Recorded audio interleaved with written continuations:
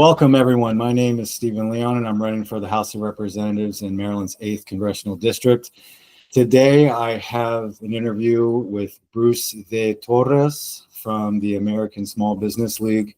We're going to talk about how we can have an even exchange here of ideas when it comes to small businesses.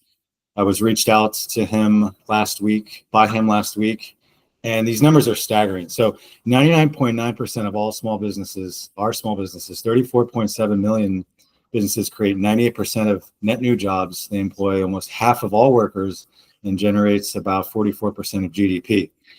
23% of federal contracts are supposed to go to small businesses, but only 3% of the budget, which is allocated from 1.5 trillion, actually goes there. So this is what this interview is about, and how I can adopt more with small businesses into my platform and learn what's going on here. Bruce, tell us who you are and what the American Small Business League is trying to accomplish, and we can move forward from there. Certainly. Almost 40 years ago, Lloyd Chapman in California sued with the Freedom of Information Act. First a request that was denied, and then it went to lawsuit. And he discovered a case with huge discrepancy between what was claimed about an allocation of a big contract to small businesses, and he found out no, a minuscule portion actually went to legitimate small businesses. And for the last 35 years or so or more, he has won over 100 legal battles suing the SBA, the Department of Defense, the Energy Department, NASA, the Space Administration, and many others, fighting for the truth about where did these small business contracts go.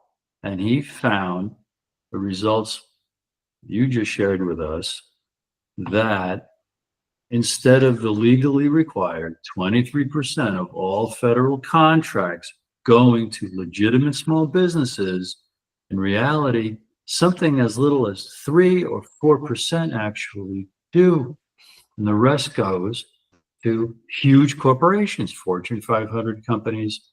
And like you said, 99.9% of all businesses in America are small businesses with 500 or less employees. Now, I'm going to stop right there and say one of our appeals is to change the definition of small businesses, make it 100 employees or less, because 97% of all businesses in America have less than 100 employees. The average business in America has 10 employees. Wow. So it's all skewed to big businesses every way that you look at this. So Lloyd kept having these legal battles to find the truth for the last many decades. In 2004, he formed this organization, the American Small Business League, continuing the lawsuits, continuing media appearances. He was a media darling in the 2000s. He was on Fox, CNN, NBC. He was quoted and interviewed for the major publications of the country. And during the Obama administration, he reached a tipping point. He was too popular. Every week, congressmen were calling him, talking to him, bringing in. He was in every room in the U.S. Capitol, having meetings with people like you who wanted to develop, wow, how do we turn this around? But again, like I say, in the Obama administration, he complained about President Obama too specifically on a Fox News interview. And the next day, his phone stopped ringing. And he's been the victim of major blackballing, blacklisting, censorship. And we continue the good fight with press releases and lawsuits. Simultaneously, and then I'll open it up for more questions from you, Steve, simultaneously through the 90s and every decade since, there have been congressional investigations. There have been investigations by the SBA's own Office of Inspector General, finding the exact same results that I'm talking about. And this is really, it's really unspoken. When you ask most people, what does the SBA do? They'll probably say loans. They give you loans so you can start a business. and a lot of coaching, on how to be successful with your small business. Rarely mentioned is this contracting program. All right, a little more background. This all got launched in 1953 with the Small Business Act. It stipulated that 23%. It may have been a different figure. It may have been amended since then, but basically it's from the 1953 Small Business Act that 23% of federal contracts must go to small businesses. It was intended to be, and it would be, the largest economic stimulus plan in our history. It's at our fingertips. If that percentage were fully allocated, that would be about $345 billion going to our small businesses, who, because they're small, would have to create about 2 million new jobs in order to perform those contracts every year. That's 2 million new jobs on top of the handful of millions of new jobs that America creates every year anyway. So we reached out to you, as we're reaching out to all the Democratic candidates we can find for the House and the Senate in 2026. We're emailing them these facts and figures and saying, hey, run on this. We don't see how you could lose, because in your district, do a Google search, probably 99.9% of all businesses in your district, and anyone else who's listening, any other candidate who's watching or listening, are probably small businesses. Yeah, we're having a bit of a catastrophe with Trump. Trump's farce of trying to balance the budget and just, giving his resentment onto the government and that hold us accountable. So we're losing some of our jobs. Mass layoffs is not the way.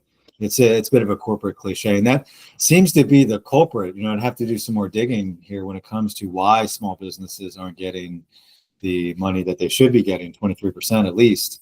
And we do have a classification system with our industry. So, business entities and things like that. Manufacturing is 500, agriculture is about 100. So that sounds like that we need to revise that. We need to revise what a small business is and what they're entitled to, rather than what we're seeing here. Again, you may not know this number off the top of your head, just something I'm thinking of, like, what is the average size company, small business that is manufacturing? Well, I don't know that too. Right. Yeah. No, that's totally fine. What I mean?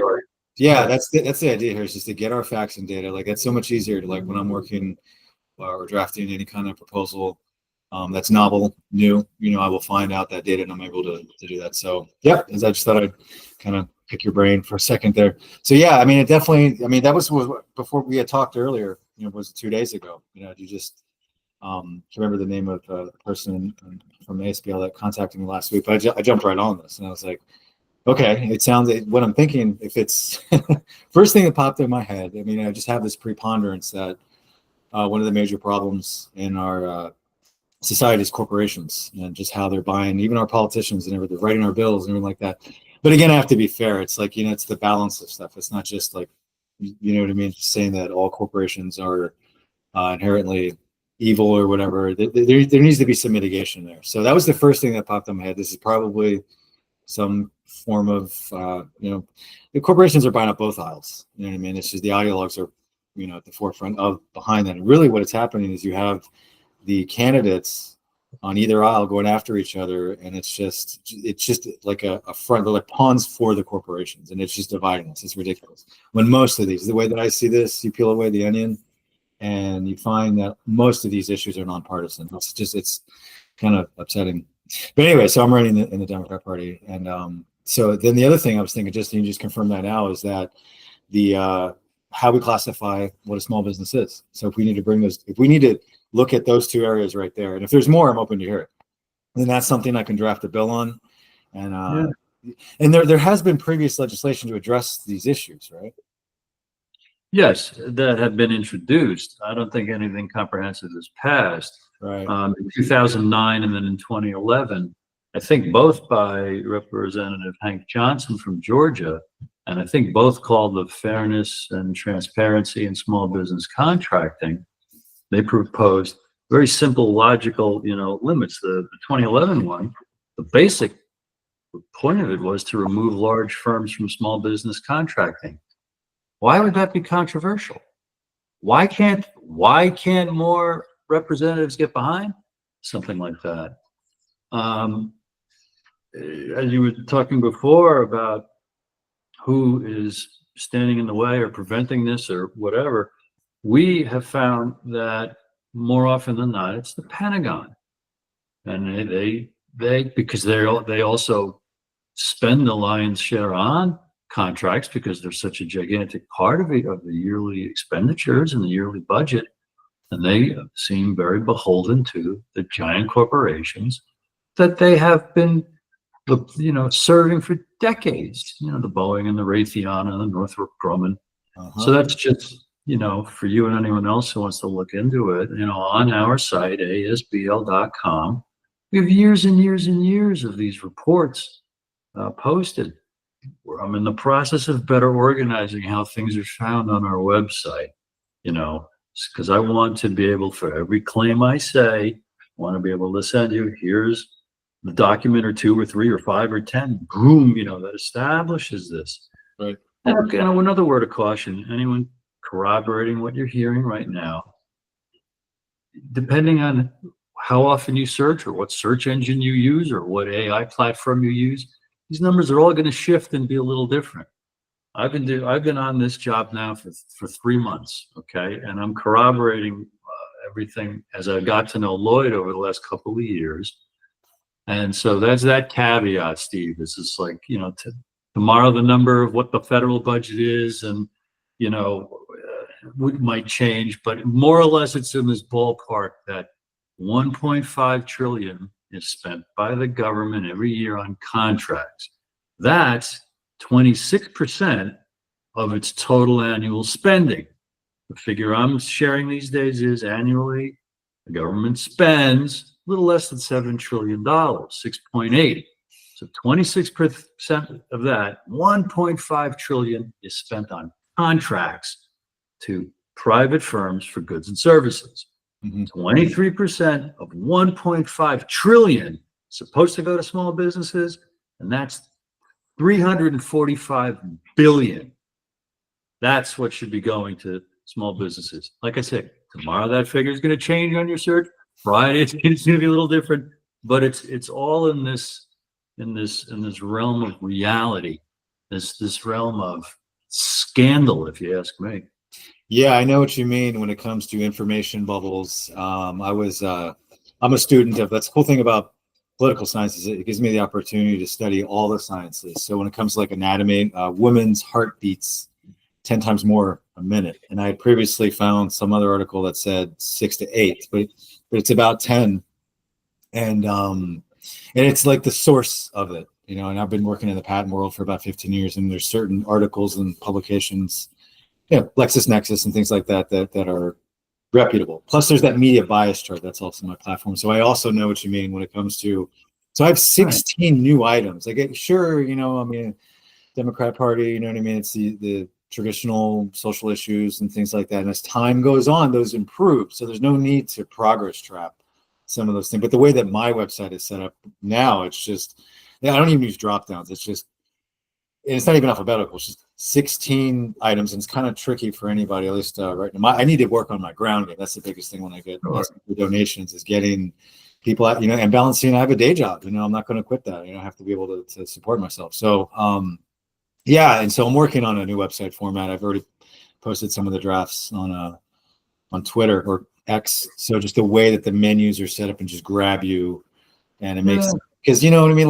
Like these forms, these abstract environments of tabs, and they're a little bit different, and people go to them. It's like, we want things to be narrated as fast as possible and as efficient as possible, so we can move on our day, to learn something new. And you would think something so critical, but with all these different issues, as they have detailed. I mean, like for me, I'm going to need to be able to, articulate these things in an efficient manner. As long as I have experts in my corner. That's the cool thing about what I'm working on, is, evolving these kind of partnerships where I don't need a monetary exchange. I don't need a lobbyist to write my bill. I come from the patent world. I can write a patent. I can do creative writing. I could do some editing, some of the stuff on my social media, just grammatical, whatever nitpicks. But so yeah, I totally get to all that. So what do you think Trump's role is in all this? Isn't that the $1 million question? because I get feeds from really a diverse, spread of independent news sources, formerly mainstream journalists who've been marginalized because they tell too much truth. And it's my impression is, if I had to bet, I would say he's more of an opportunist than anything else. But then again, I could range on that side, really smart and experienced people who think he means well. He's just not that smart in terms of implementing things. I think you discussed at the top, what's like incongruous about, or just ineffective, or just plain ridiculous about what he's doing. So he gives me agita. That's an Italian word. And I pray for the country because he's so much less than the best we've ever had. But we have to pray for him because he's got so much influence over our lives. I just think it's really upsetting to see him just bumble and fumble and seemingly make it up as he goes along. That's what I see. What do you think about it? Well, I think he's appeasing corporations. When he's always done that. He's waffled on things. You know how he went after Kamala Harris, calling her, communist, and I mean that's, by definition, that's the where people don't own private property. That's maybe, the narration of social programs wasn't done effectively, but even her, there was, geez, what was it? What labor union was it that decided to is it the Teamsters that decided to support neither one of those candidates because they are supporting the corporation, and they're using that money, right? That's a big part of my platform, is to mitigate big money with the model legislation from Represent Us, the American Anti-Corruption Act. So that's really, yeah. So getting the big money, corporations, business, again, I come from that patent world, and I have a small business myself, so I understand business entities, sole proprietors, LLCs, B Corps. That's what I have. So I have stock, right? I'm putting all that stuff on hold. And but there's with B Corps, there's that balance of it has to benefit. It's a benefits corporation. It has to benefit society and the environment. So that's a really cool thing. And still have stock. So that's a really cool. That's what in the last 10 years, more and more companies, more and more states are offering that designation for business entities. So, but the idea of corporations goes all the way back to Friedman, where just profits over everything, right? Profits over everything, if it's the environment or if it's society, and this whole deregulatory ideologue that the right has adopted and evolved to, which doesn't really make sense if your positions are fiscal responsibility from the right, and kind of putting the face on that being Nixon, right? Who was the first president. He started the EPA, you know what I mean? And then slowly just kind of do the opposite while the left is kind of seeking more regulation for certain things. The imbalance of the two, you know what I mean? So it's like regulation is natural in the universe, in our bodies, in industry, and sport. And without that, even rocks have the predetermined thing about in physics that make them rocks. You know what I mean? We can manipulate that, sure. So, but if the cosmos, if the life didn't have that, then there would be nothing. Things wouldn't exist. If you know enough about physics, it's not just so black and white. You know what I mean? It's like you could use a yin yang, but it's not perfectly balanced. There's a little bit of infinity. I don't even want to get into it. I'm going on a tangent. No, I love all that. If we had a longer time. Yeah. We've already been at this about all that stuff, but I know we have an agenda here, so yeah. Yeah, so really that's my thing about Trump's role. Fine, corporations make money, but you know what I mean? Executives get paid too much, and that's a big thing to do with price gouging, which was natural after COVID, but at 30% more than it should have been because of executive pay. That's the thing about it, is that corporations and executives keep getting more and more money, and we can only print so many dollars, otherwise it devalues. So, and the people are getting less and less and less. And small businesses is definitely one of the major. I worked for a small business in Alexandria. I always keep that impartial. We have 30 employees. That's a law firm, so there's no stock or anything. It's an LLPC, so we don't have stock or anything. So still, you know what I mean? It's and I don't know what kind of beside the point of any kind of grants or funding, but loans. But I get that. So It's always been tradition of the United States to invest in its business. The committee, the House Committee on Energy and Commerce is the oldest. It's the first, the original. So that makes a lot of sense. We've always done that, but how much are we investing, and where is it going? You know what I mean? That's the important thing. And if it goes unchecked, we have problems like this. We have hypocritical incumbents, as you know anything about congressional stagnation. There's like a 98% reelection rate for that, and it's just. But look at the polls. Look at the polls where people are on the congressional approval. It actually was the best under Clinton. It hits almost 40 points, but ever since then it pretty much averages at 30. So everything to our incumbents' faces were nice, but then collectively we get together and we're giving them a 30% out of 100. That's a failing grade.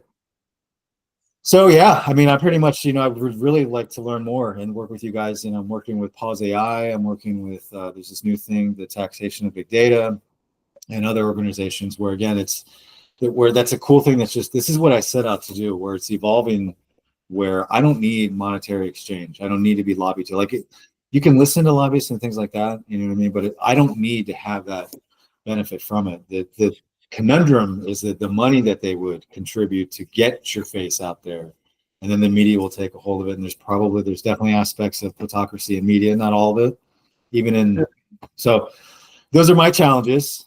I don't know, we've been on this 20 minutes. We don't have to go the full 30. Is there anything else that you want to include?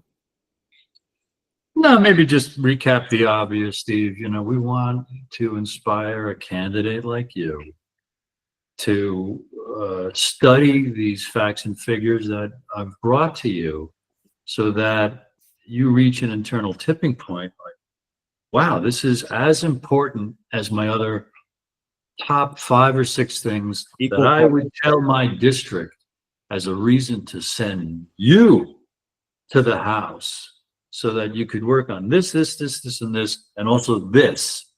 It's, you're not going to make it your only plank or the tip of your spear, but we think that it's that real, it's at our fingertips. It would make that much of an impact. And then, personally, it'd be nice for us to stay in touch, because I'm a student of American history and a student of electoral politics.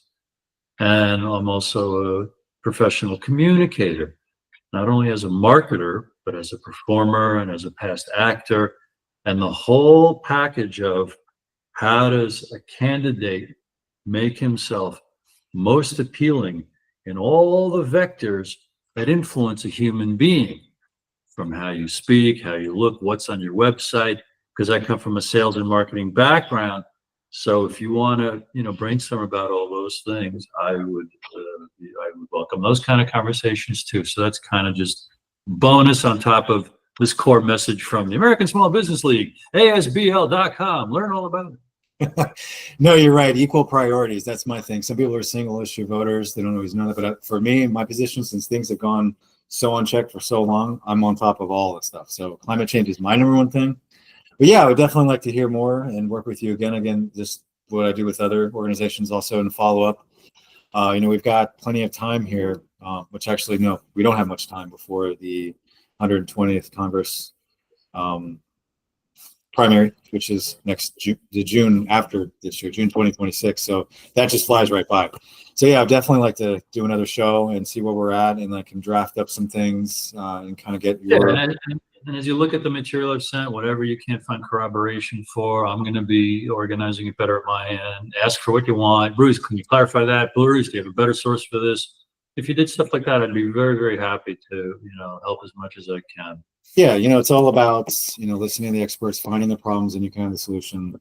And in my situation, I think it's the ground game, but I could always learn more when it comes to, I do well, for, coming from an unknown, I guess, into the world here in politics. So hopefully that's refreshing enough for people. But that ground game is definitely what I need, and then I can learn as I go. So whatever help I can get there without being hypocritical to my platform would be great. So I'm going to go ahead and close the show off. And I want to thank everyone for sitting tight and watching it. And thank you. Thank you.